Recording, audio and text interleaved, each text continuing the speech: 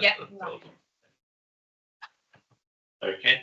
Well, good morning, Rebecca. Is that? Yep. Yeah, it's okay. Good morning. Welcome to this meeting of the Pensions Committee. I am obliged to inform you that this meeting is being live streamed and recorded. Members of the public will be able to view the meeting using the link on the agenda. I'd like to welcome everybody here and move on to item 1, which is apologies and substitutions. We have received 3 apologies from Councillor Zona Hannington and also from Byron Cook and Paul Griffiths.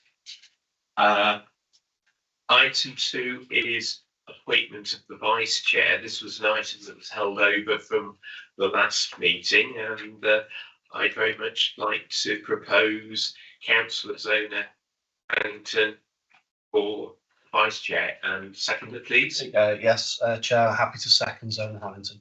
Thank you very much. And everybody approved. Super, unanimous. Thank you very much indeed for that. Item 3, disclosable interests. Are there any disclosable interests? No, thank you. Minutes of the previous meeting. This was the meeting held on the 13th of September 2024, which we have in front of us. Happy to move, Chair. Happy to move. Thank you. No, I have a query on it. Oh, you have a query. Okay. So unfortunately, I'm looking at the full council agenda. So when I get the correct agenda up, I'll give the right page. Well, should we accept the minutes? No, that's my query. Okay. I need to just say it otherwise, Tom. It's under, I think it's page 35, though I haven't got it in front of me. Under the new employers, we had a considerable debate as to whether we are compelled to accept any new employer. Yeah. I think in the minutes it says that we accepted it. Is that correct, or should we just be noting it? I mean, I'm saying it is a technicality, if you like, but some of us feel that we would wish not to accept new employers, but I understand legally we have no choice but to accept new employers. Therefore, I don't want to vote for something I disagree with, but obviously if it's legally, I'm more than happy to note it. So Fine. We're happy with I was going to say, so there's certain types of employees where you do have a decision to make whether you will or will not let them in the fund. The ones that have been coming through on the reports are ones that we have to accept, so they're noted. If there is a recommendation that you have to agree or not agree for them coming in, then that will be included in the report. Yes. I think this one was a noting. Yeah. Sorry, I mean, I know this is a bit but if we're noting it, let's note it. If we're accepting it, let's accept it. So in this case, it was let's just note it. They're ones that we don't have a choice. Then we note it. Yeah. And I think it says accept it, that's all. Well, and on that, I'll second the minute. Well, actually, it says approved. In the minutes. If you turn over, I think we're looking at section 35 new employers, and it was resolved that the recommendations set out in the exempt report of pensions administration manager be approved. But I mean, it should be noted. Noted. Yeah. Okay. We happy to amend to noted. Okay. Yeah, I approve that amendment. Okay. Well, unanimous on that. Okay. Thanks. Sorry, Tom, been a bad start. I'll be myself on. Paul's proposed. I second it. Okay. Everybody happy? Yeah. Good. Thank you very much. Public questions. I believe we don't have any public questions today. So we'll move on to item 6, pensions administration monitoring. And this is from Vicky. And in addition to the recommendations in front of us, I think Vicky wants to spend a verbal agreement on an issue. So there is a sort of a second item. Well, I'm not sure whether we'll approve, note, or. Okay. Well, over to Vicky. Thank you. Thank you, Chair. So the report provides information on the work of the administration team since the last meeting. The things to note in the meeting are obviously the KPI information, We took comments on board, and we are trying to show you quarter on quarter the actual numbers so that you can see if there's any progress or if there's anything else lagging on those results. We have successfully run a recruitment campaign for the pensions assistants that we want to take on, and we're interviewing for those next week. So I would hope to see improvements on the KPIs where we are struggling, moving into next year once we've trained up those new staff. The other thing to note on here is that we have completed the review of the TPR General Code. And we have created our action plan for that. So that's noted. The item where we need approval from the committee is it's on paragraph 13.3. And this is on the regulatory updates. So the Secretary of State for Education made a statement which has confirmed that the Department for Education will now provide a further the guarantee for further education establishments. So that strengthens their covenant for us. It treats them very much the same as academies. So if they're unable to pay liabilities for pensions, they'll call on the DFE to cover them for those. So that does mean that we can do a review of their contribution rates. And we have 2 colleges that are affected by this.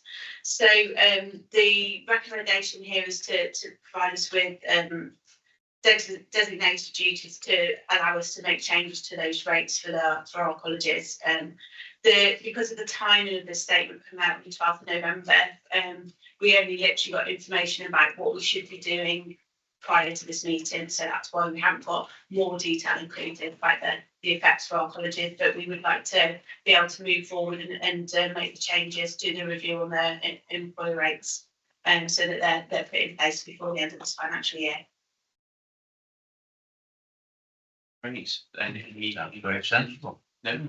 Okay, well, in that case, we will go to the recommendations. There's this recommendation 3.1, where we're asked to accept the position as set out in the report. 3.2, we're asked to note the progress for key activities from the business plan.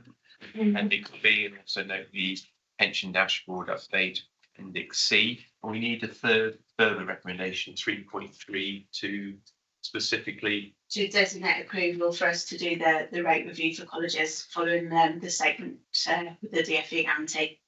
Okay, have you got that, Sarah? Yeah. Okay, super. Well, have a proposer, please. Simon and Brian second. Everybody in favour? Great, thank you very much.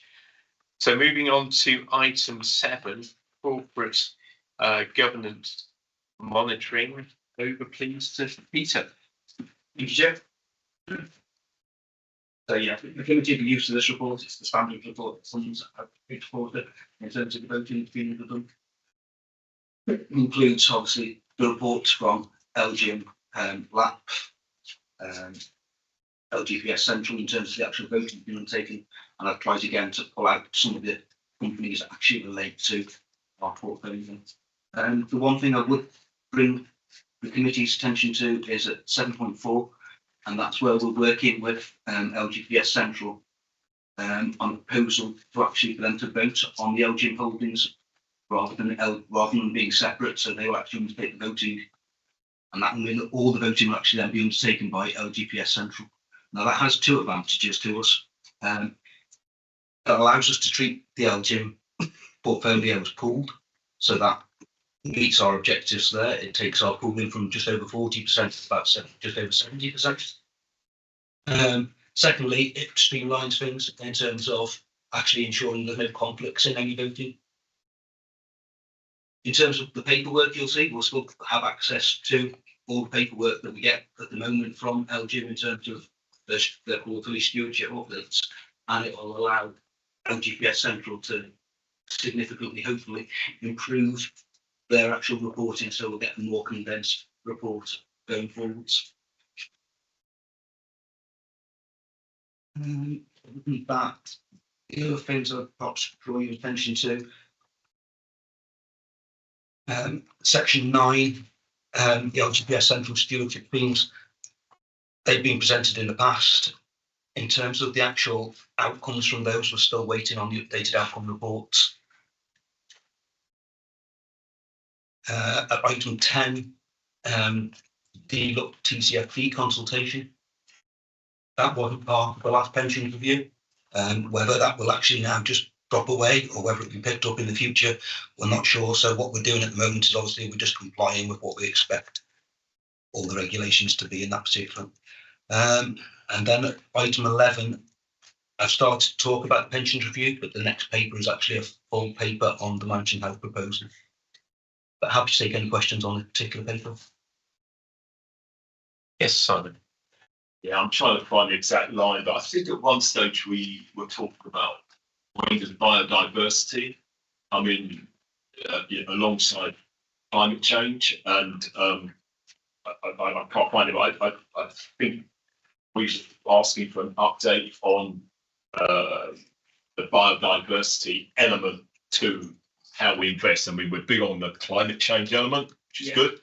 And that was just the gap. Sorry, Peter. And we're still waiting at this point for formal guidance around when TNFD may actually be implemented. Again, it wasn't something that was picked up in the pension review, and this is one of our concerns, is that the pensions review is looking very much at the structure of the LGPS, but it's not picking up on some of these things that have been mentioned in the past that are still outstanding from the previous government.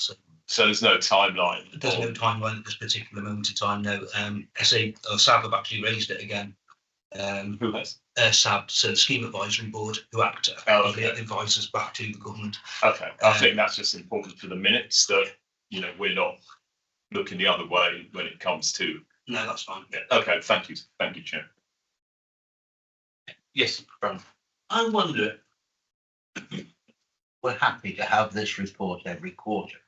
It's mainly a matter of report.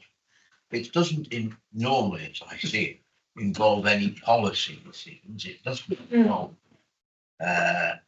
any matter which would normally need a committee discussion. And I wonder whether we would be happy to have it. When you see the size of the report, the detail of the report, it must be taking an enormous amount of features or staff to actually put this report together every. Would we not be happy with a 6-monthly or annual report on how the various people that we employ deal with corporate governments, go to meetings, vote one way or another, and so on? Do we need this every quarter? I appreciate the the sentiment in terms of the work that it involves. From a stewardship point of view, and in terms of our commitments to the actual stewardship code, it is important that we obviously update the committee and we keep you updated on a quarterly basis as to what engagement has been with the companies and what changes have been. So I accept, yes, there is an awful lot of information, and you could almost say it's a full-time job trying to keep on top of engagement and stewardship with companies. But I think it's important that each quarter that we do at least try to put out some of the companies that are actually within our portfolio that the examples relate to. I suppose it is important that we know that some organisation voted against Elon Musk's remuneration at their annual general meeting. But I have to confess that I don't read every line of this report. Others may be more dedicated than I am, but there is an awful lot of in the report which is semi-repetitive. But anyway, I just simply raised the point in the hope of reducing the pressure on staff time and so on. But everybody's happy, and I'm going to be happy too. Yeah, actually, I think the report is important. As you say, Peter, we talk about engagement rather than actually dictating how we invest, and I think we should know how that engagement is progressing. And I bring attention to those that are interested in Appendix D regarding the issues surrounding DRACs. There's a massive issues that arise over a variety of corporates, whether it's BP, Shell, DRACs, and whether you're a pensioner or just you know, it's your taxpayers' money going in to support those pensions.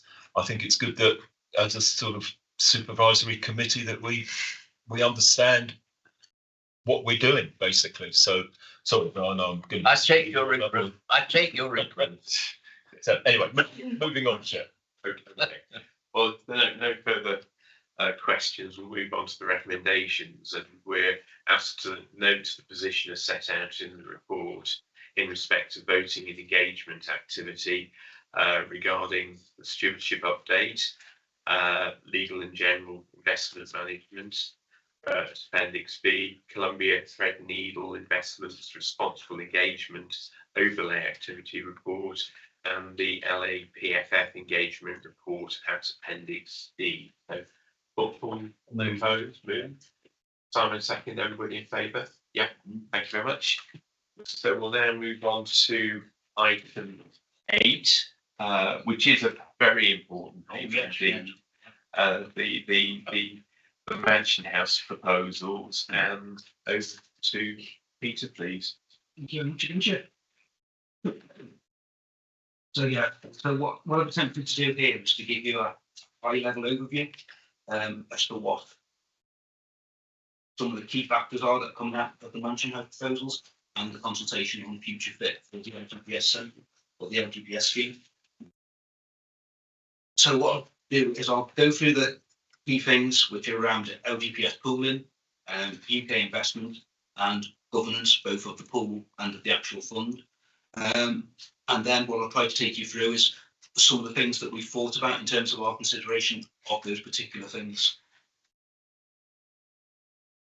So if I start you off at section 8 on LGPS pooling, one of the first things that came out of the consultation was that all pools are required to be FCA regulated. Now, we're quite lucky in that respect in that Central are one of the ones that are FCA regulated. There are 3 pools, including the Welsh pool, that aren't FCA regulated, and obviously we're not entirely clear what they're going to do yet. It looks at the moment that they're going to move towards FCA regulation, but obviously that's something for them to decide. The next big point was that consultation suggests that administrating authorities will fully delegate the implementation of their investment strategies to the pool.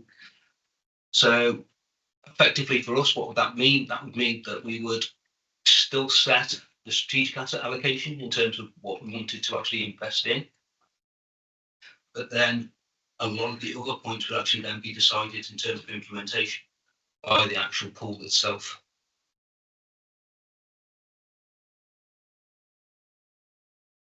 The next big thing that they brought out was that administrating authorities would actually take their principal investment advice from the pool. Now, at the moment, the pools aren't set up to do that. We receive our strategic investment advice from Aon, and you'll be aware that when we did the last investment strategy review back in 2023, we had a series of training meetings prior to that, setting out that actually came to our final decision when we set the investment strategy. So that would be a big change for the pools and a big change in terms of capacity for the pools to actually be able to undertake that.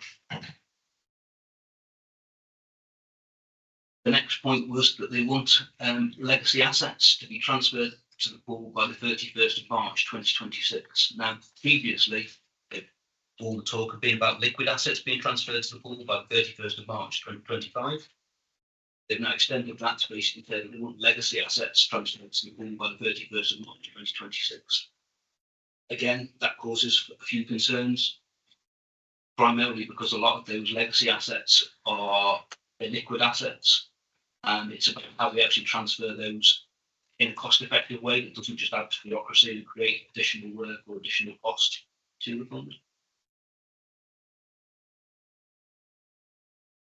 And then moving on to 9, this is the section on UK and local investment.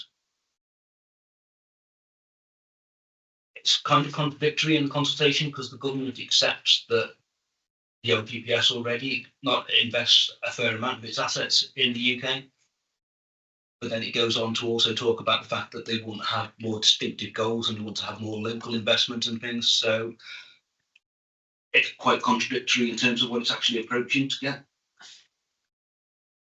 It's asking funds to effectively work with the local authorities and to work with the local mayoral authorities. Now, obviously, Within Shropshire, we can work with the local authorities, but within Central, they're covered by the West Midlands Mayoral Authority and the East Midlands Mayoral Authority, which don't cover Shropshire. So it's, again, there's issues to be sorted out in terms of what local actually looks like and what local actually means. Does local actually mean that we're investing within the LGPS Central region, or are we voted in effectively our local Shropshire region?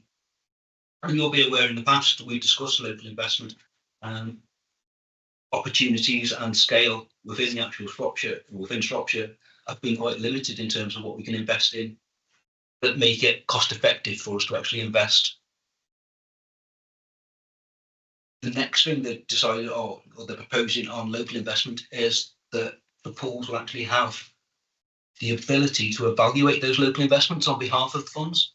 Again, this is not something that pools do at the moment, and it's quite a specialist area to be able to invest, be able to assimilate and then review an investment case as to whether it actually stands up. So again, it's quite a big change to what pools actually undertake at the moment.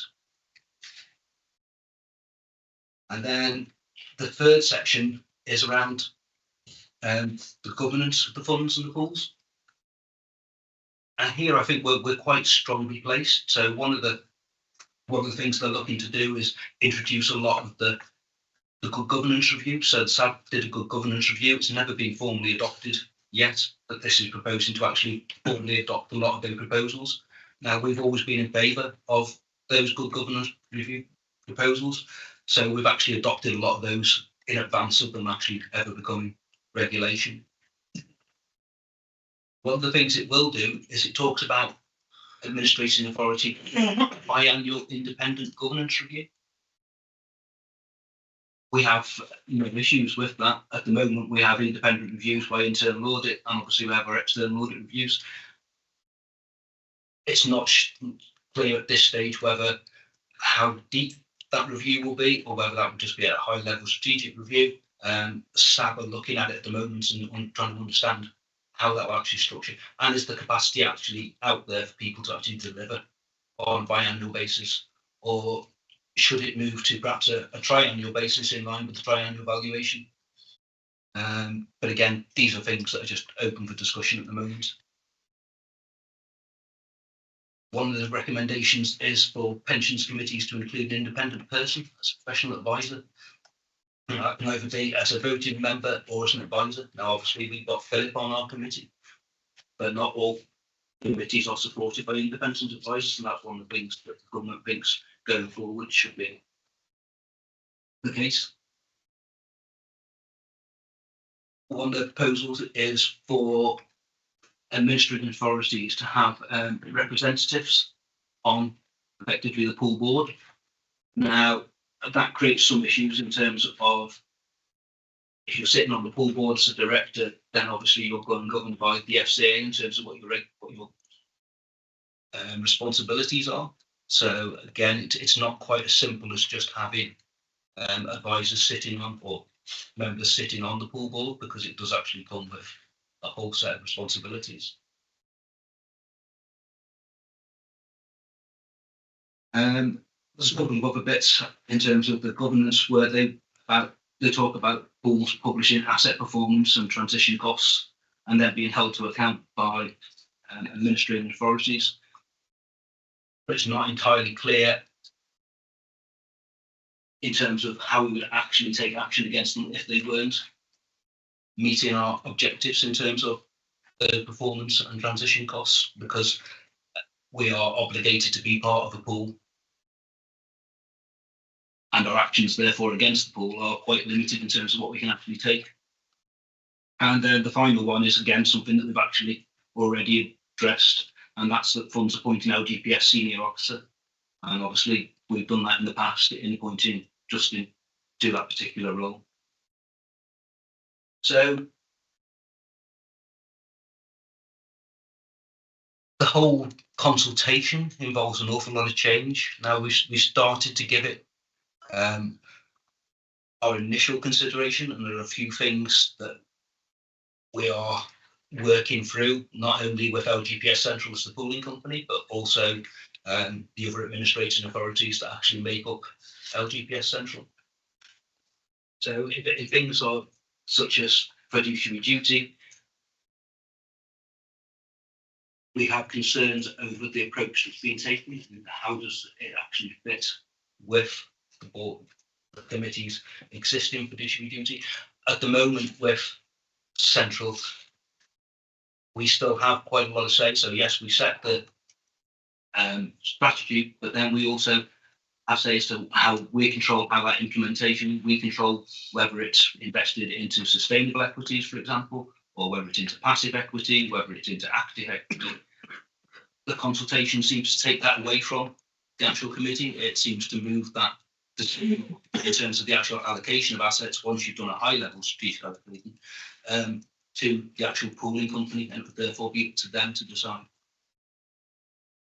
It's also not clear how that will work in terms of the legacy assets, because obviously some of those legacy managers like Harbour Best, like we've been working with for many years, and we understand those investments. There's a real difficulty with how the pool's actually got capacity to actually take on legacy assets and understand what's going on with those legacy assets when there may be no consolidation across the 8 member funds that form central. There's also the talk of the fund or the pools providing the advice in terms of that strategic asset allocation. And we feel that that seems to be weakening the governance of the whole situation. At the moment, we produce our strategic asset allocation and we get independent advice, and it's not just the investment advice that we get. You'll remember last time when we undertook the investment strategy review, we had Mercer in as well, because it's a two-sided thing. You have to look at what our funding liabilities are, you have to look at what our responsibilities are to the employers that actually fund the scheme, not just the investment returns. So again, there's a lot of things there. We're not necessarily comfortable that if you've got the advisor and the pool working together, is the advisor then going to be in a position to actually criticise the pool or to actually be able to give that independent challenge back to the pool? We acknowledge the fact that yes, if there's in central there is 8 administering authorities, if we've all got different advisors, then it can become fragmented and you can get lots of different challenges, lots of different things, and that can slow down progress. But we would have thought that if you want to go to a consolidated move, a better way would be for the 8 partner funds to actually agree on one advisor that actually advises all 8 partner funds independently of the actual pool. And that's something that we'll be looking to feedback. We also still think that investment returns are the fundamental thing. They're fundamental to what we actually trying to achieve, which is to grow the pension fund, to secure stable and lower contributions for employer members. So we don't want the consultation to concentrate on a one-size-fits-all strategy if that's not going to actually work in practice. Those are some of our main concerns around the actual fiduciary side of things. There's a whole issue around the whole responsible investment. Over the last 5 years, we've moved more and more into the committee taking responsibility in terms of not just financial performance, but also what our responsible investment looks like. We've obviously joined the UK Stewardship Code. We've made decisions to move into things like sustainable equities. We've looked at how we can improve things going forwards. It's not clear how the committee's responsibility for ESG will then fit in if the pool have complete authority over how they actually invest the money once we set a high level strategic position. As I mentioned earlier, one of our main concerns is around the actual capacity of the pool to actually achieve all of these objectives in effectively the 15-16 months that we've got left before the 1st of March 2026. We're talking about some really fundamental changes to the way that pools are actually working and what pools have actually got to deliver. So we do have concerns over, is it possible for them to actually build out those services in a cost-effective way that doesn't just increase short-term costs and create short-term bureaucracy and pain?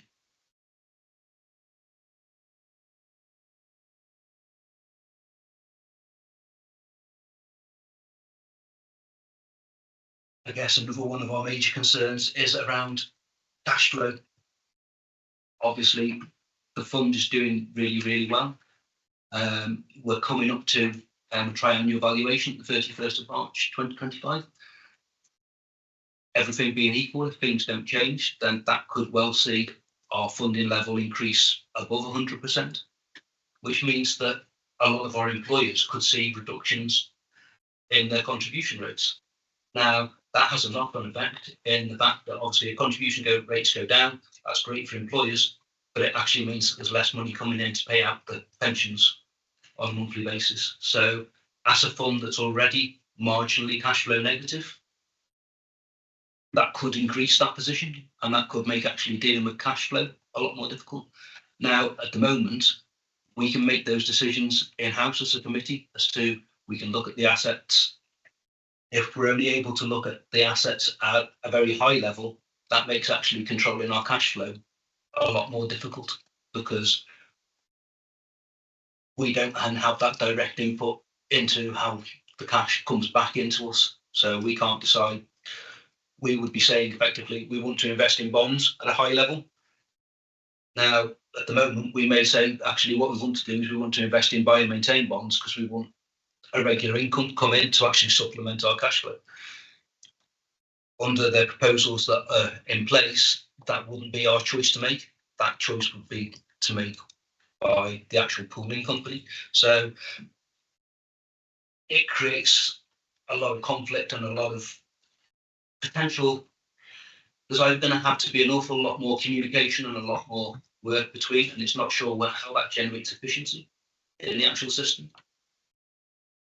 So these are just some of the things that we're thinking of at this particular moment in time. I mean, this is a very complex area, and once I've gone through this, I'll open it up to the floor for for comments. We touched on local investment, and the actual consultation itself doesn't mandate how pools should invest. But one of the things it has said that is, if the minister doesn't feel that there is enough investment, he will consider mandating that going forwards. So, I mean, again, it comes back to that thing we've recognised at prior meetings that there is challenges around the direction of investment. There's challenges around how that fits in with our overall investment strategy, how that fits in terms of diversification, how we manage the political risks if you're investing with a local authority. How do you deal with those conflicts of interest between what a local authority wants and actually what's best for the pension fund? And again, back to capacity, do the pools actually have the ability or the capacity to actually assess those opportunities for us and make a reasonable risk decision?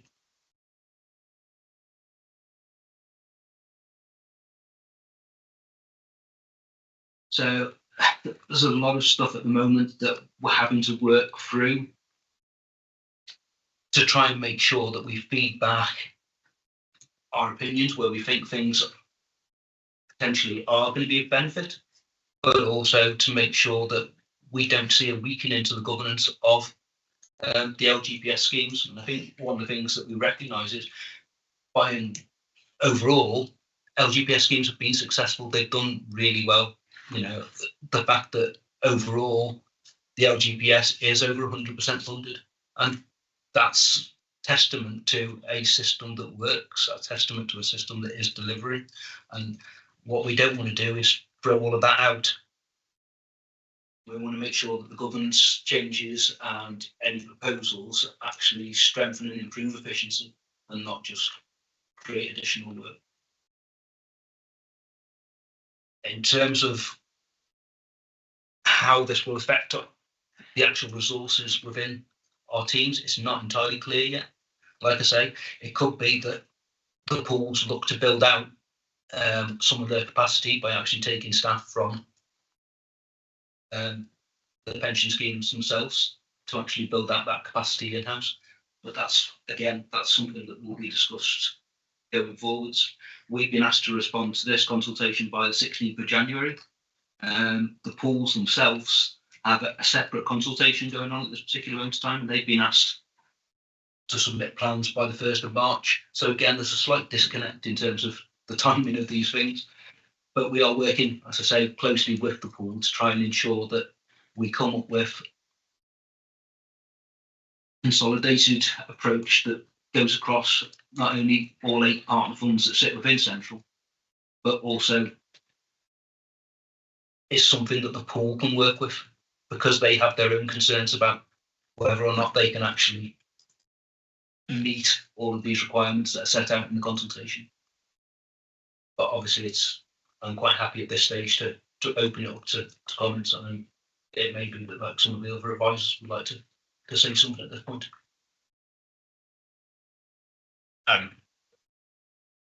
Pete, oh, sorry, yeah. I think Pete has given a very comprehensive coverage of what's in the consultation. There are a lot of unknowns. There are a lot of contradictory parts of the consultation that can be read in different directions as to exactly what it's going to cover. We'll know more as people submit their consultations and move to the pension review in March. But I do think there is a significant build element required at the pools in terms of local investment, strategic advice, monitoring the liquid assets that they're going to have to scale up for, both in terms of personnel, compliance models, investment modelling capabilities. So I think it's going to be quite a big build. To build that while transitioning is a risk, and it's going to be complex in a short time frame as well. So I think there is a lot to understand and do over the next 12 months. Sounds the other one. Oh, that's it. I'll lob in my heap that's worth for what it is worth, and I think Pete's covered that very comprehensively. There are a couple of angles here.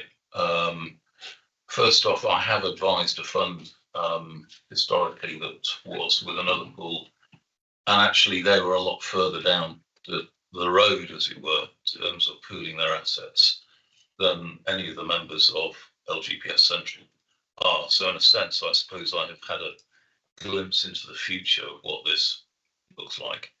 I must admit, it's a pretty grim place in some ways.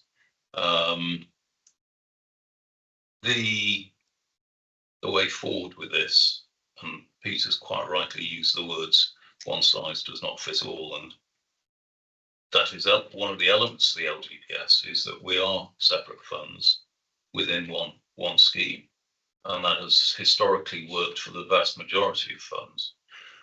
I'd like to think that a more pragmatic approach will be taken with our partner funds, with LGPS Central, to work our way through some of the challenges which lie ahead. The arrangement with the LGIM passive mandate, I think, can set a precedent for that, of where, for instance, with our legacy assets, quite clearly the expertise, as Peter's flagged, sits with the funds. It doesn't make any sense to me whatsoever for LGPS Central to resource up when effectively they can fold back and still draw down on the expertise that sits within the funds with those legacy assets, and work through over time the fact that they have a finite life, they will come to the end of the life, replacement investments will be made. So there's a lot of stuff here that if we do it right, this could work, but it's actually making sure that we arrive at that point where it works, rather than absolutely chucking, frankly, many thousands of pounds, dare I say, millions, at setting up a facility within LGPS Central, which is A, not needed, and B, frankly, not wanted. And that may well apply also to the so-called primary advice at the asset allocation. And I suspect a number of funds will say, thank you very much, but we are going to have our independent overview of our asset allocation in any event. And I think actually, from a governance point of view, that'd be the right place to be. So a lot of things to consider here. If we work through this together, I think it will work. But I think the important thing here is that in our response to this consultation, where we have concerns, we make a robust response to it, because at the moment it feels like this consultation is a bit of a fait accompli. It's part of the process. To be fair to government, they have listened to some of the aspects of the previous consultation. As such, they're not going for the big bang approach of one LGPS fund. As such, I think they realise the complexity and expense of doing that. It would take them over 10 years to achieve that.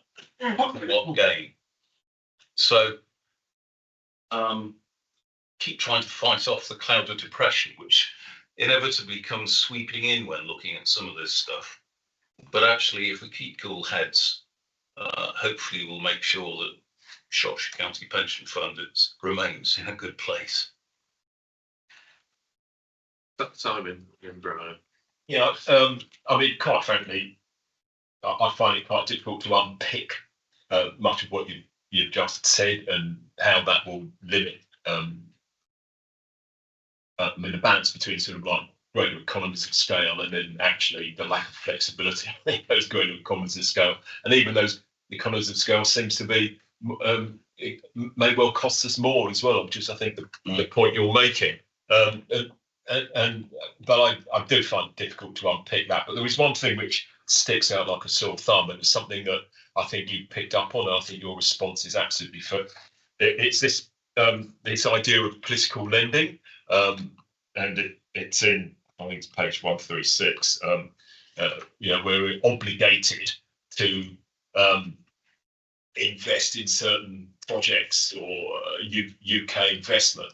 I mean, that could be absolutely catastrophic when you have these guidelines to invest in the UK. I mean, and I think for the sake of people who actually have a pension, indeed a gold-plated pension, I think that you must continue to resist what I would describe as political lending. In my experience, it's always been a disaster. So I keep well away from it. Thank you.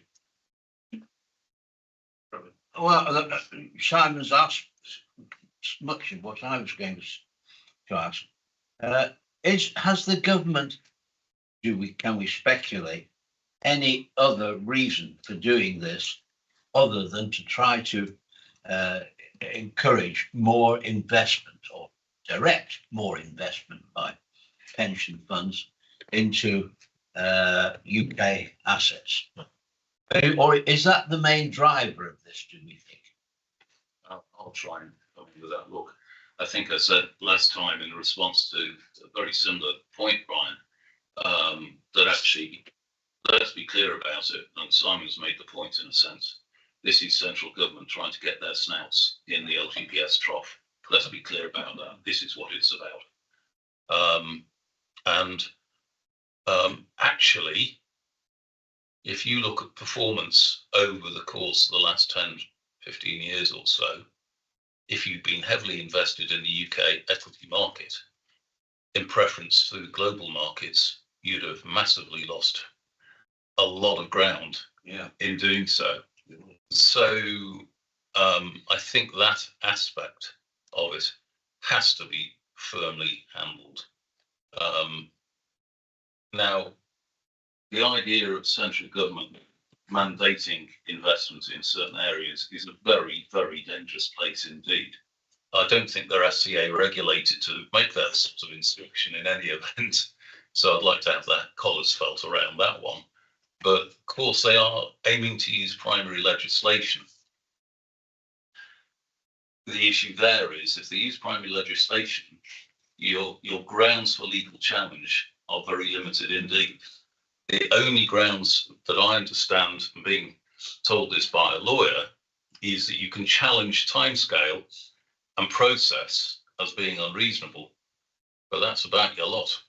So I can't sit here and say, look, guys, we can fight this off and say you're not investing our money if they legislate. Paul. Yeah, thank you all for your insight and for the previous questions. I haven't heard anything regarding any kind of opportunity or potential for positives to come out of this. Is there anything? Yeah, actually, and Pete alluded to it in his report. Look, there are some inefficiencies still lurking within the way the LGPS works. There are two criticisms made of the LGPS by central government. One was fragmentation and one was inefficiency. On fragmentation, the whole point of the LGPS is that it is one scheme, but local funds. It was set up to be local. So you can hardly complain about the fact that the LGPS is deliberately local in its governance, actually. That's why we're sat here. Mm-hmm. As to inefficiencies, if you compare that to the private sector, all the information indicates that actually the LGPS is a very cost-effective scheme. There's more to be done. I think over time, collaboration is the key to this, rather than obligation. But let's get it straight. There is a huge amount of good about the LGPS as it stands at the moment. Yeah, there's always room for improvement, but not by compulsion, I would say, because that is where a huge amount of additional cost goes in. Remember, we are bearing an additional cost, in a sense, with the pool as it stands. Now, for some funds, that works brilliantly because they are achieving savings from better negotiation for investment management services. Other funds will never see a benefit, probably ever, in terms of pooling, because they are very, very low cost to start off with. But I do want to stress that done right, this can be good. Jimmy. When we were first going into a pool, lots of the pensioners were absolutely horrified at that, but we did manage to sort of pacify them that we'd still got control over our fund. I dread to imagine what they would be thinking of this. Would be absolutely horrified. Paul? Yeah, I think clearly the ask is that we delegate the authority for the response, etc. on this. Ahead of it being submitted, is there a plan for you to submit your response to members so that we can see what's actually being said? Exactly. Yeah. So we will draft a response with LGPS Central and the other 8 pension funds within that. We're working on that at the moment. The deadline is the 16th of January. It's very similar to, if you remember, the previous call for evidence that's attached to Appendix A. It's a very short timescale to respond, but the full response will be brought back to the next meeting in March. I appreciate it be brought back in March. Is there a chance for us to see the response before that meeting? That's what I'm asking. Yeah, sure. We can think later. I just think it gives us time to cogitate and think about what decisions have been made by yourselves. Yeah. And it allows us to have lots of time to come up with questions. Yeah. Now, there is an issue that this has to actually be in by the 16th of January, and we've got Christmas and New Year fast approaching, and when realistically could we get this out to members? with the greatest of Yeah, respect, yeah. there is it 30 questions, and we need just to see what the responses to those are. Yeah. I mean, No, I no, appreciate I it's difficult understand work over a busy time, Well, but we've I think got- that's we've all we need to look at. We've got to do it anyway. Yeah. I mean, we're doing the work. It's just when can we get it to yourselves so you can see it before we send it off? So you've got time to respond. With it, it's only just come out. We're just everybody's just trying to get their heads around the implications of all this. That's why we're working with the other partner funds. We've all got the same deadline. All funds are in the same position, but we're having regular sort of weekly calls with other funds in the pool to complete our response. But yeah, as soon as we've got the final that is agreed with Thomas Chair, we'll send it around, which will be before the 16th. I can't say how long before, but it just depends on those, the other conversations and the decisions that we all make, because it is a collective thing. The pools have got to submit their own response as well by the 1st of March. So we're all trying to work together on this to get the results. But we'll definitely circulate it round as soon as it's available. Thank you, appreciate that assurance. But well, I say I've circulated an email survey for asset pooling. So do you want us all to complete that separately as well, or was just this cover everything? I think that's something separate. Separate. Yeah. That was on survey on asset pooling, UK local investment and governance. Also do that as well. Roger. Thank you. Just to add to the unanimous support of what is being suggested. And also, can I say my apologies for being late. I was in a council budget meeting just along the corridors. Some members will be aware of the importance of those, but yeah, support everything that's been said. Okay, thank you. I find the whole thing extremely depressing.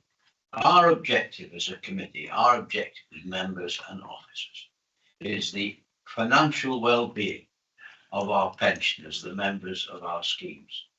There is very little evidence that I can in these proposals that weighs with the government in any way. This is not that there doesn't appear, from what Peter said, from what we have read here, from what I have heard and read elsewhere, the Mansion House proposals, that the government has any conception of what this might mean to pensioners, whether it would be beneficial to them or not. That is not the thing that the government appears to be taking into account, yet it is our primary consideration. Thank you for that. You remember I said at the very beginning of the paper that this is a very important paper and it does carry a huge element of risk. Now, the recommendations, 2.1, the committee has recommended to A, note the government consultation titled Local Government Pension Scheme Fit for the Future and comment on the main themes. B, members are asked to delegate authority for the LGPS senior officer, head of pensions, to respond to the consultation in consultation with the chair, taking into account any comments made by the committee by the deadline of the 16th of January 2025, and we're circulating this prior to it being sent off, so you've got further opportunity to comment. So can I have a proposer, please? Yep. And a seconder? Yep. Thank you very much, everybody. Yeah, unanimous. Thank you very much. Okay, well, we've now got a presentation, two presentations, in fact, from LGPS Central. So, Justin, if you'd please like to bring our speakers in. And we've also got the slide packs to go with this, either on computers or in hard copy. There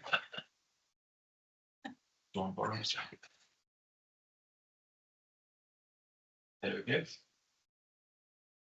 And I'd like to very much welcome Ashia Salah and Jack Young from LGPS Central, who will present both items, but we'll start with item 9, the 2024 Climate Risk Management Report. So over to you, please.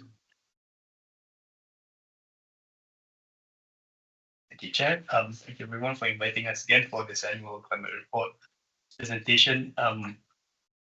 My name is Basha Saleh. I'm RI Manager at LGPS Central, and with me is Jack Young, RI Analyst, who works with me to produce this report. And this is the fifth report that we have produced for Shropshire County Pension Fund.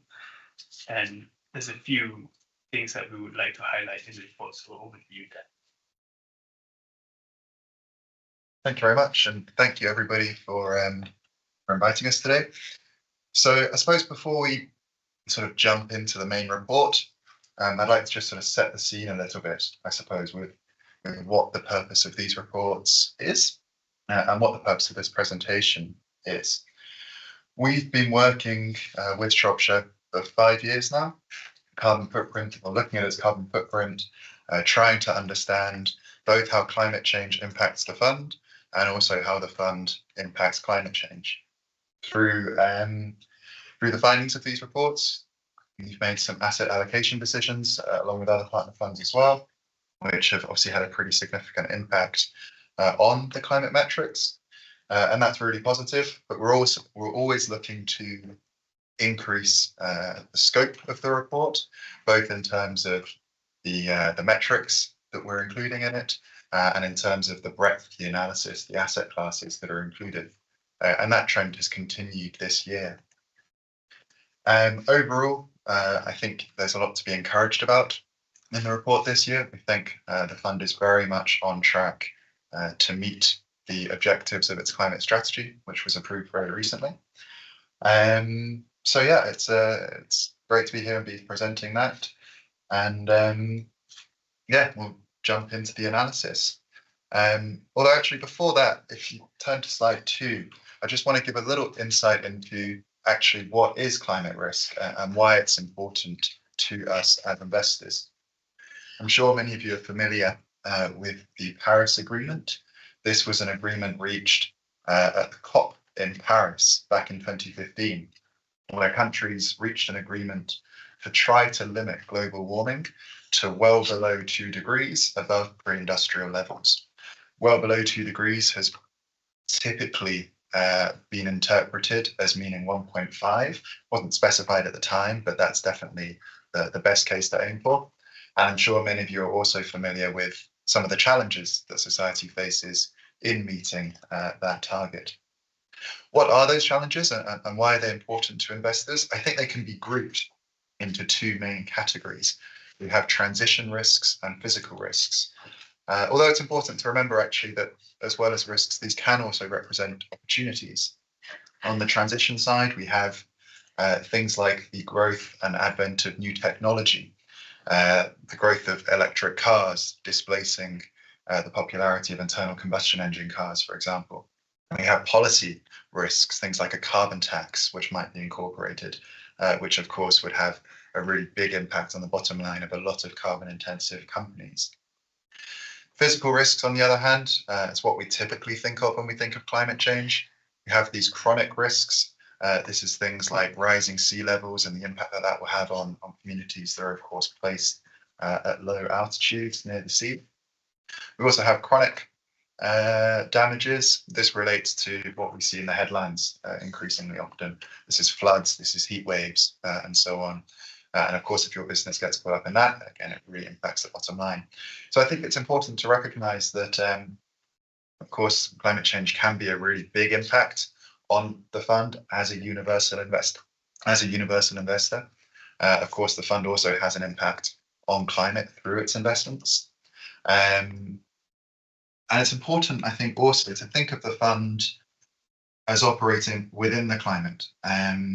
It's no matter the decisions the fund takes, the companies it invests in, of course, operate on our planet and will be impacted by a changing climate.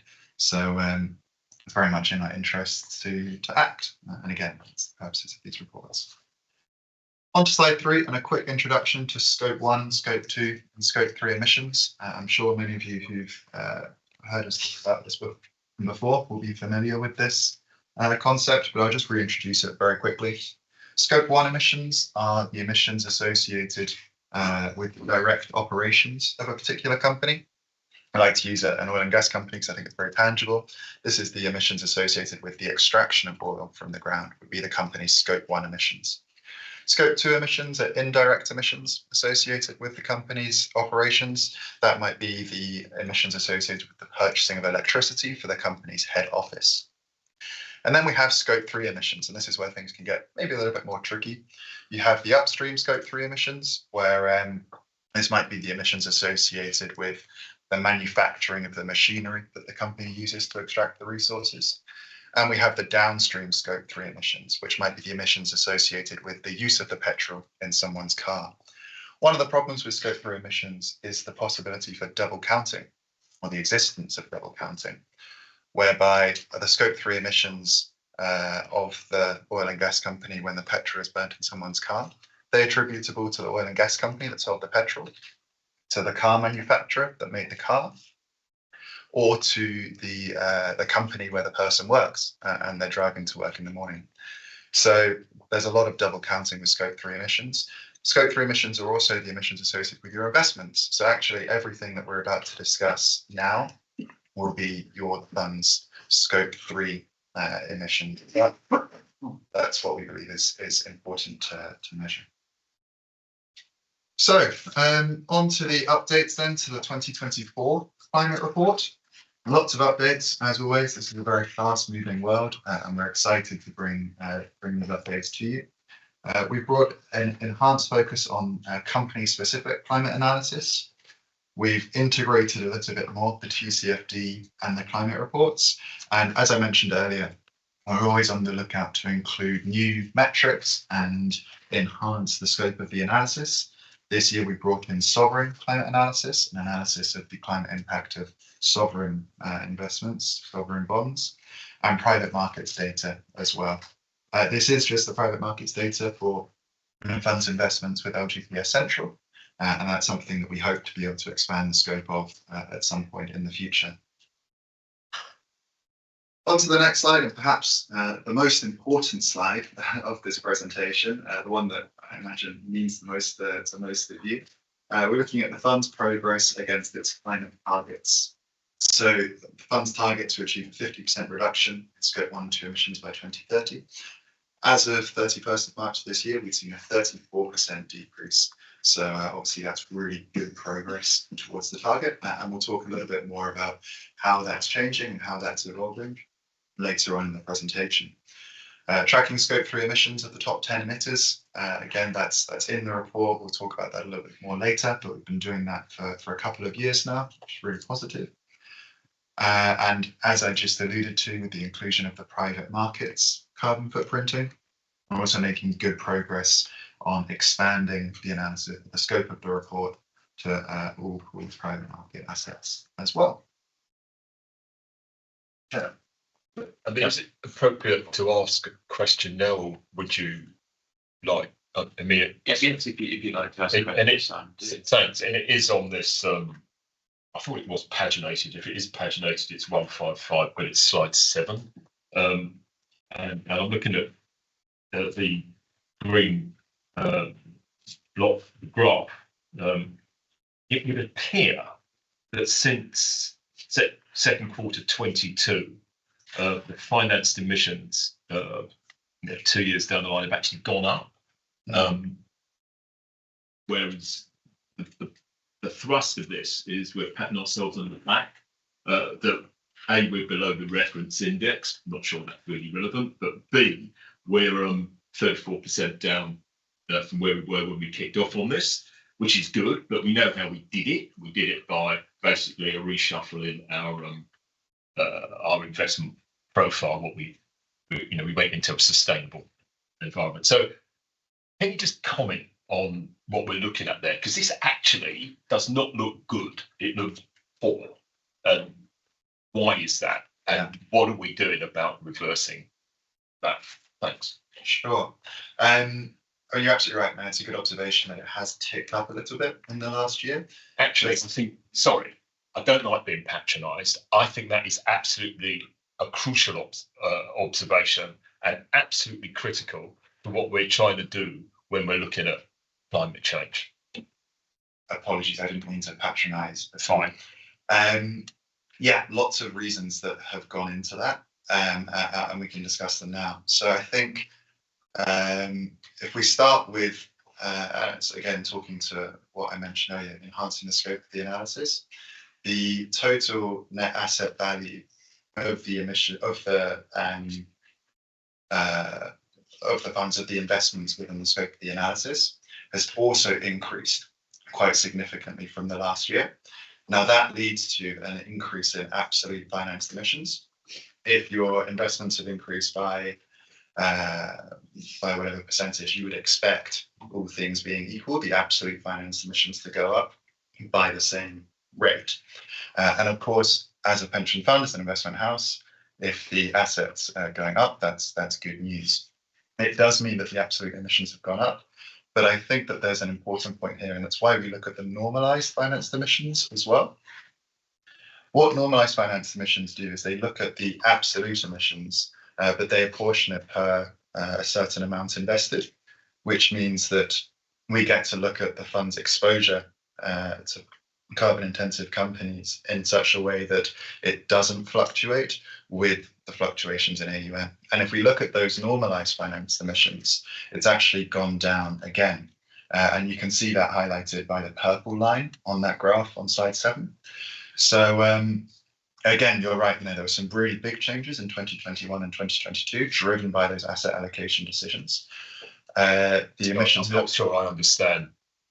I don't think it's in here. And that's a problem in that there's no like glossary as to what a normalised financed emission is. I'm sorry if everybody else is on board with that, I'll take it offline. But what are you talking about when you're saying normalised financed emissions? Sure, so I can perhaps bring it a step back first of all. What financed emissions are?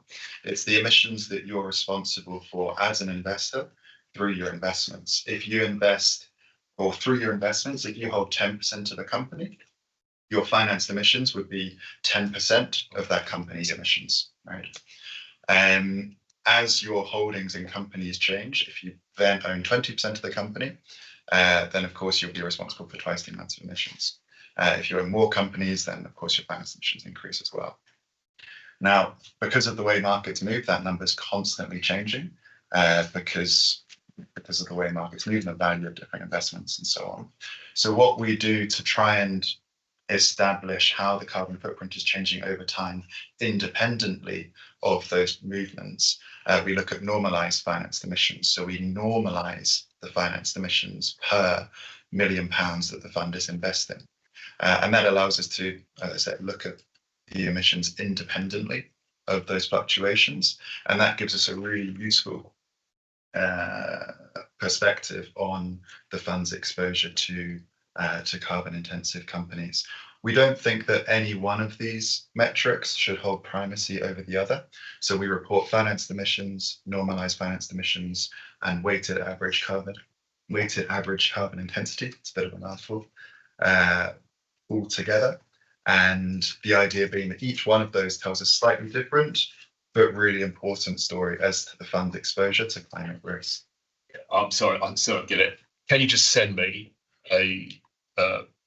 what a normalised financed emission actually represents? And don't get into wacky. That's another thing I disagree with, and I don't think we should be monitoring our absolute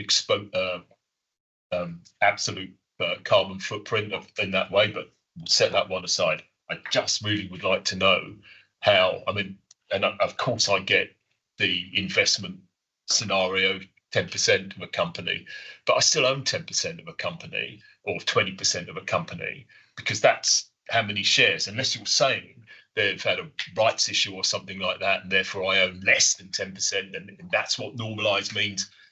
It's nothing to do with market fluctuations. It's got to be ownership, has it not, Tom? You understand this stuff. I think I see what you're saying. Yeah. If we had, if our fund was 2 billion, and that would come out with a finance carbon emissions number. If the fund halved in value just because equity markets have fallen in value, our finance emissions would half in value because they're worth investment has fallen by half in value. If it doubled in value, the absolute number was double in value because we'd have twice as much money as it.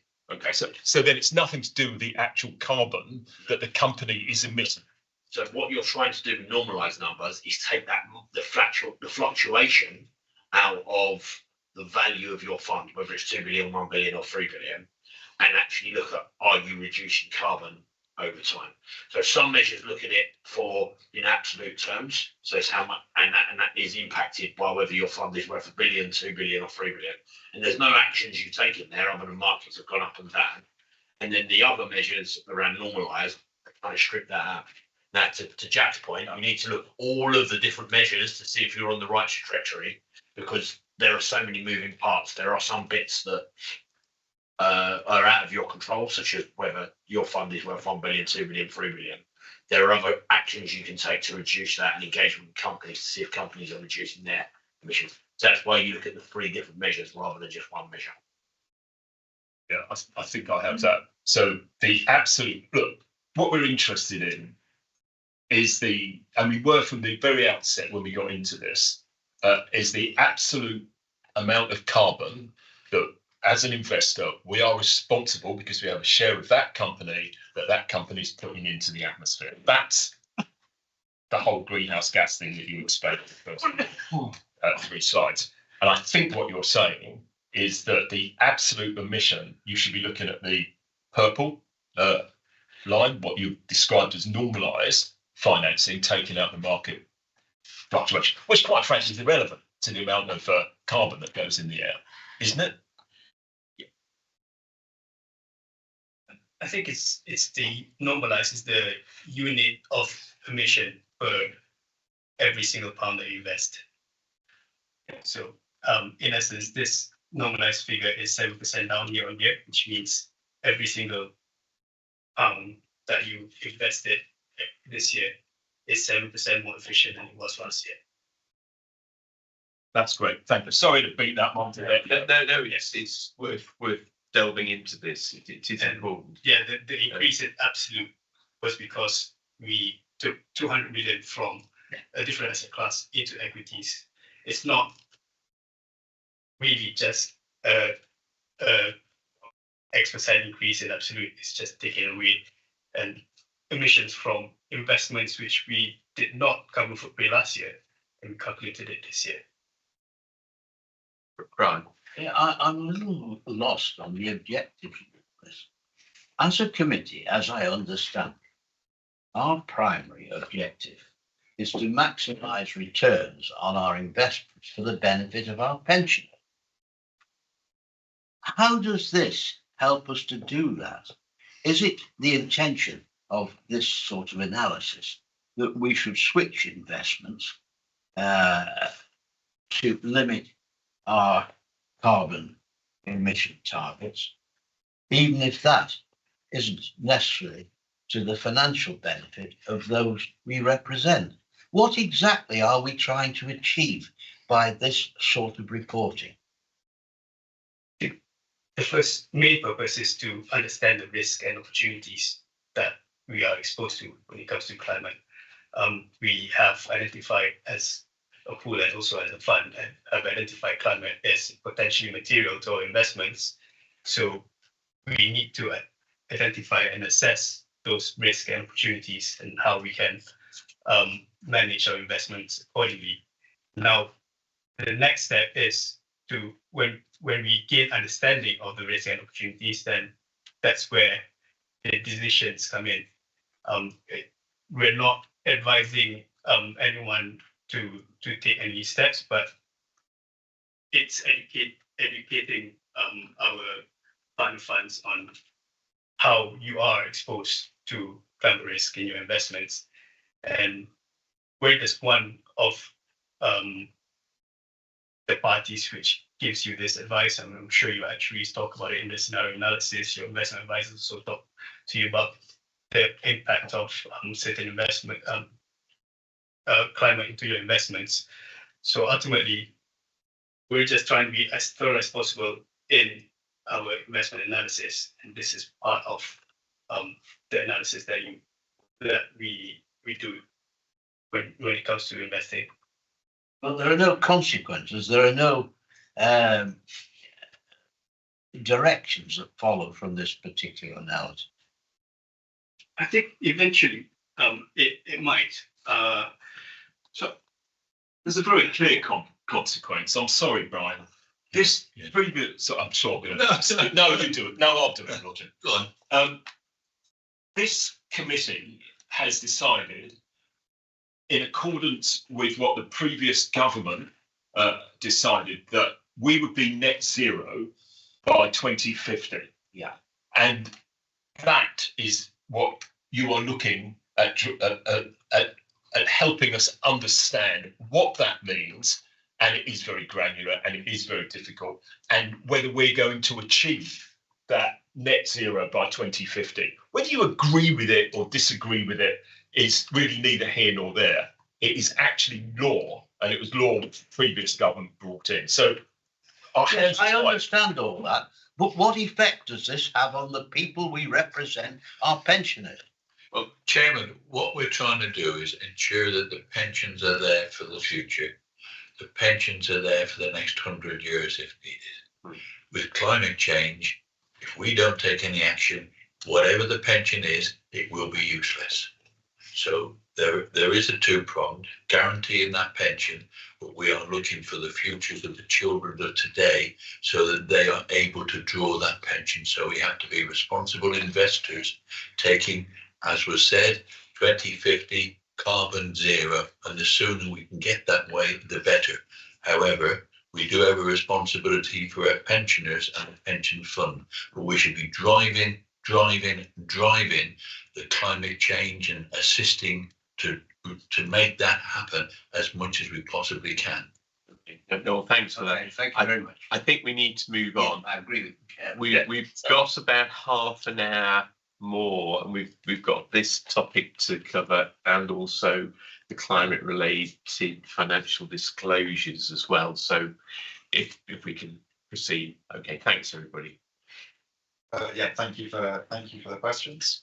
I suppose we can pick back up on slides 7 and 8, which really go hand in hand and speak to your original question, Simon, about bans, emissions and the WACC. The only other thing that I would like to draw everybody's attention to here is the comparison to the benchmark, which sort of represents the entire investable universe. And we can see that since 2020, not only have financed emissions, normalized financed emissions and WACC, each of those three key metrics having outperformed the benchmark from a climate perspective, but actually the differential between all of those is growing over that time as well.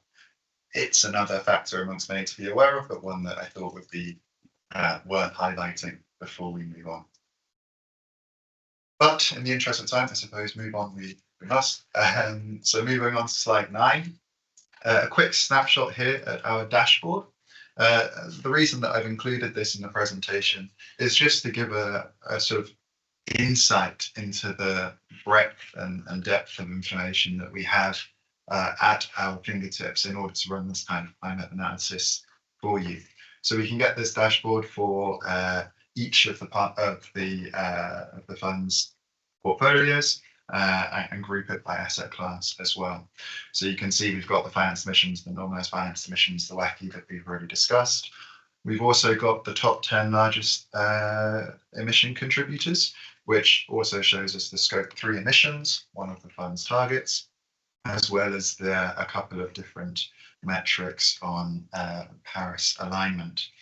Across the bottom, we've got several more metrics as well. Again, each figure there, the figure on the left is the portfolio figure, the figure on the right is the benchmark.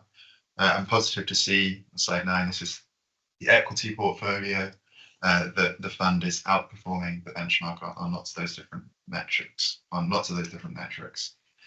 In the bottom right, we also have the Paris alignment figure. That's 39.1 for the equity slide. That's the percentage that is aligned to the goals of the Paris Agreement, according to LGPS Central's methodology. In order to categorize or to qualify as aligned, we want to see a company with a low carbon transition score of above the median. More information is available on that, I think, in the glossary of the report, which you can read if you're interested. It also should have a science-based target and an implied temperature rise of 2 degrees or less. That's the temperature if the entire economy was to adopt that climate policy. 39.1 may sound a little bit low. We've set that boundary as quite strict on purpose, but we're really happy to see a 6.5 percentage point increase from the previous year. So we can see that companies within the equity portfolio are increasingly aligned with the goals of the Paris Agreement. I think a very positive development. On the fixed income slide, again, lots of metrics there. I won't go through them in great detail. Just to highlight the inclusion of sovereign debt metrics there. So you can see the production, which is a sort of absolute emissions metric, and the consumption, which is a more intensity metric. It's the first year we brought that in, and hopefully it adds another element to the enhanced scope of the analysis. Can I just jump in here to go back to the question of, so what do we do with this information? As a manager, this dashboard is very useful to us because, as you can see, the top 10 contributors to emissions, that gives us an indication which companies are at risk to transition physical risk. So, for example, if in our assumption or in our analysis, we think that carbon price of X dollars per year per ton is coming in 2-3 years time, we know exactly which companies are most exposed to that risk, and whether or not these companies have a science-based target or has a plan to mitigate those risks or invest in transition assets. So we can engage with those companies as much as possible, hoping that they will transition. If they don't, and as the risk of that carbon price comes closer and closer, the risk reward might flip, and we might have to divest from that company. So that's how as our understanding evolves in this matter, that's the type of decision that we'll Well, make. yes, thank you for that. That was really the point I was getting at. Ultimately, is the answer that we disinvest, that you advise us to disinvest for you as a LGPS Central, you disinvest for the company. And the answer seems to be yes, if they become really carbon intensive in their emissions, then we would have to disinvest. So thank you for that explanation. Right, Simon, you're Yeah, I'm just going to say that there is another element to this, and I think before we get onto it in the TFCD, but I'll get out of the way now. It's should we be in carbon light environment, or should we be in like the brown, the dirty industries? And not because it's good or bad for the environment, but simply because it's good or bad for our investment. If you're in renewables, you can be doing really well. If you're not in renewables, you can be doing really badly, basically. And that's how, if you get this right, and the modelling, Mercer's modelling, which is queried by Carbon Track, and we can talk about that in the next slide, if you would. You get it right, we should be looking after our pensioners. Get it wrong, not only the regulation stuff, and as Roger points out, get it wrong, you're just in the wrong part of the economy, basically. And that's the other thing which we should be looking at as risk, not just net zero, but where's the economy going? Yeah. So thanks. Thank you. And I think it's an important comment. All of this needs to go hand in hand with sort of wider fiduciary duties, and that's what this information aims to help fundamentally. The next slides are a bit of a change, perhaps, from what we've been discussing in the past, or perhaps just to bring it to life a little bit more. And this is something which we're increasingly doing sort of behind the scenes, and I think is an important point to consider in these analyses, both at this point in time and going forwards. And that's starting to look beyond scope 1 and 2 emissions in the present, this current point in time. Scope 1 and 2 emissions, of course, really important for these companies, but it's only part of the story. I touched on scope 3 emissions earlier. I've included Shell here because it's a company, for obvious reasons, we get lots of interest in. And you can see its scope 1 and 2 emissions, represented by the smaller purple bar, are really quite dwarfed by its scope 3 emissions, represented by the orange bar. And then we've also got the emissions intensity superimposed onto that graph as well. And that's looking at the amount of emissions per $1 million of sales. So, yeah. The reason I brought this in is to highlight, I suppose, the importance of context and nuance. And the only way to really get this is by looking really deeply at the companies that you're invested in. Now, what kind of things might you be looking at? You might be looking at, well, what's the peer group of this company? You know, how does it compare to its peers from the perspective of its carbon performance, from the perspective of its forward-looking carbon strategy, from the perspective of the intensity of its whatever it is that it's producing compared to its peers. How is it preparing for a world in which we are accelerating the transition, or even a world post-transition? Is this, to go back to the earlier point, a viable long-term investment? And that's something which we're trying to increasingly focus on and highlight in these reports.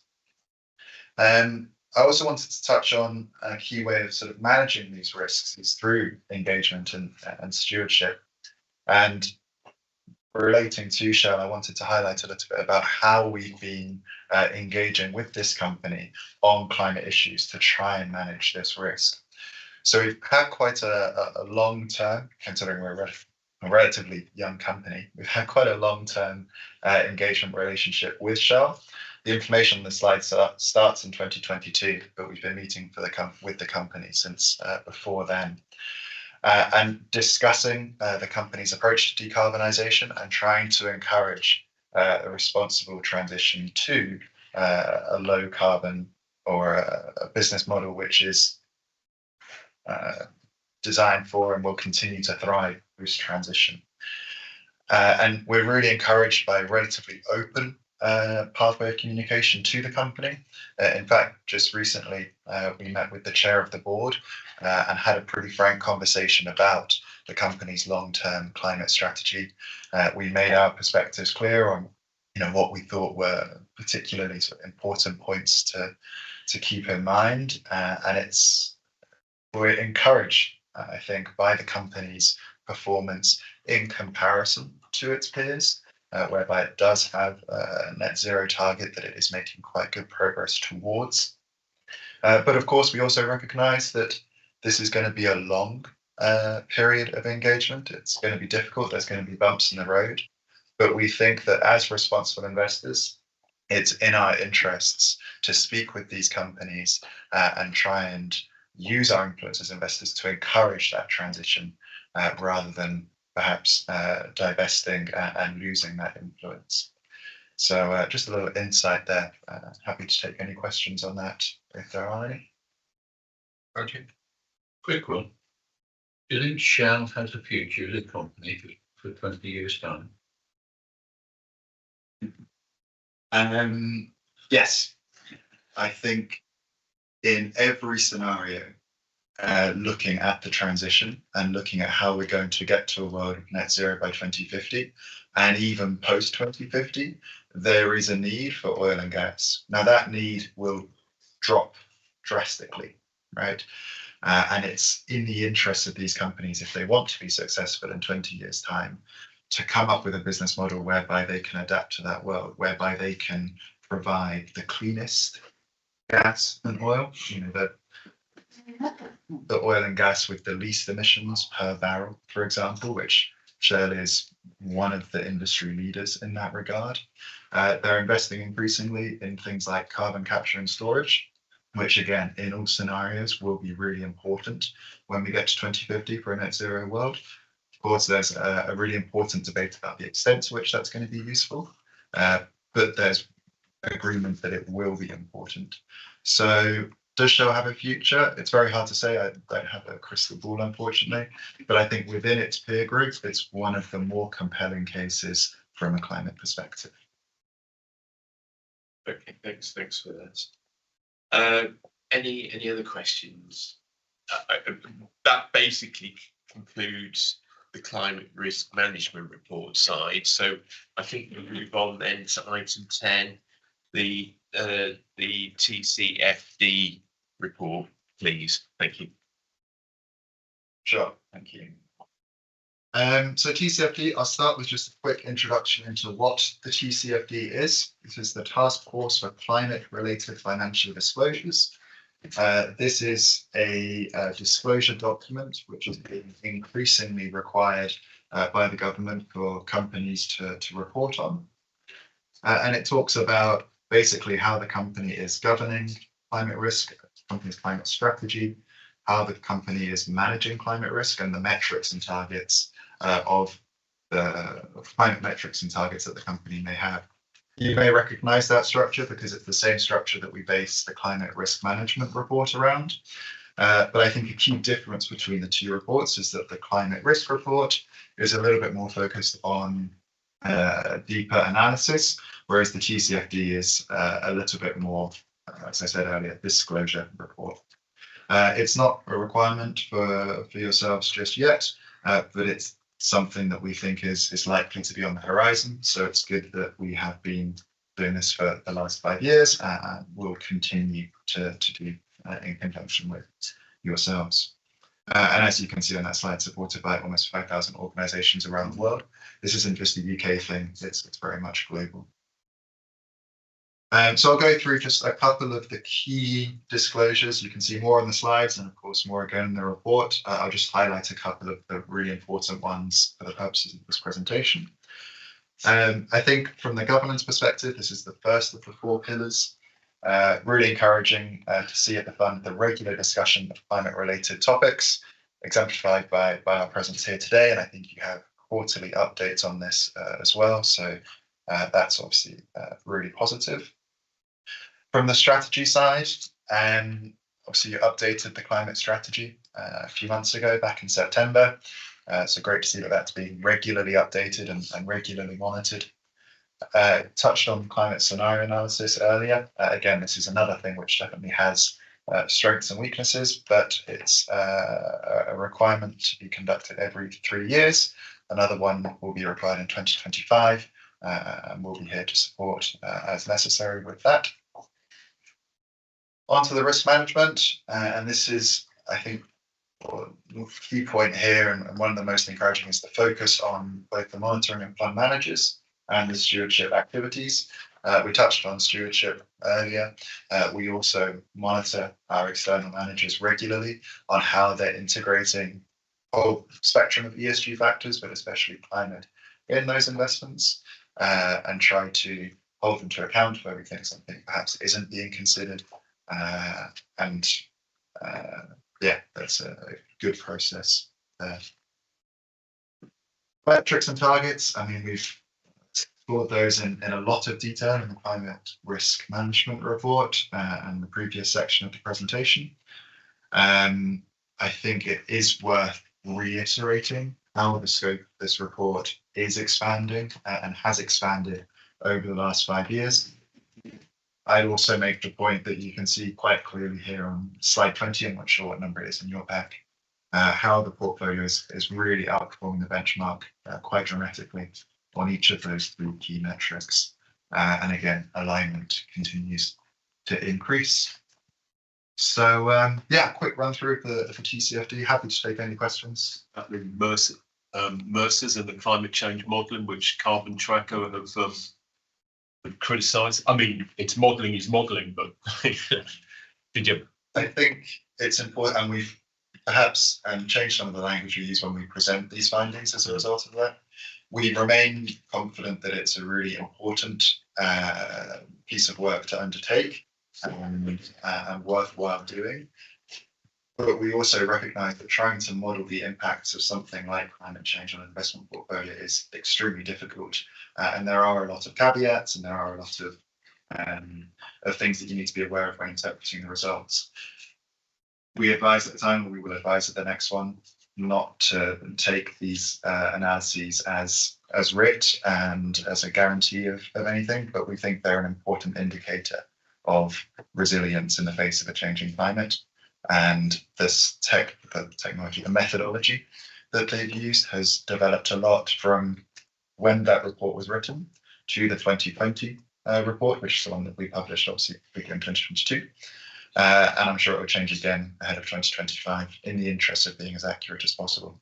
So I think the key message is it's worthwhile doing. It's not the be all and end all, but it's worth continuing with. I think the other advantage that I think we have is that we've done this 3 times. We've run scenario analysis 3 times, long scenario analysis 3 times, twice with Mercer, with HBS Central in the climate report, and another time in the evaluation report. So we've developed a better understanding than most other, they may have not done it before. So when the paper from Carbon Tracker and I4A came out, some of the criticism that they highlighted was based on the first model that Mercer used back in 2020. A lot of the comments that was in the I4A and Carbon Tracker report was already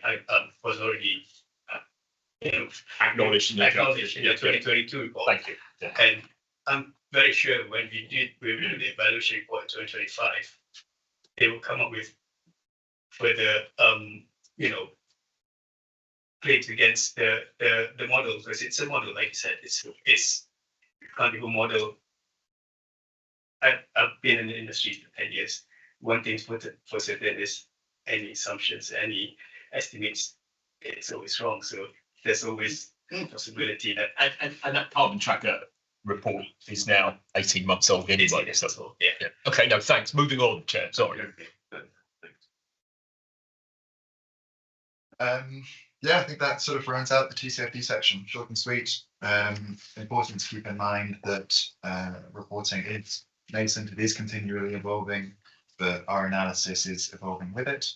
And we'll do our best to remain on top of these changes going forwards. Thank you very much for coming along, and we'll see you a little bit later on as well. So we now move on to item 11, the exclusion of press and public.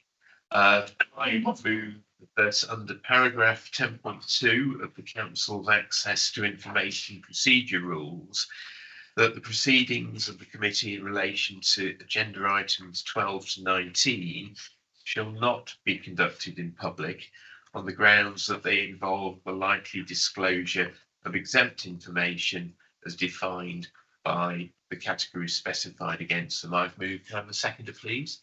All those in favour? Thank you very much. Just ask for it to be ended. Thank you.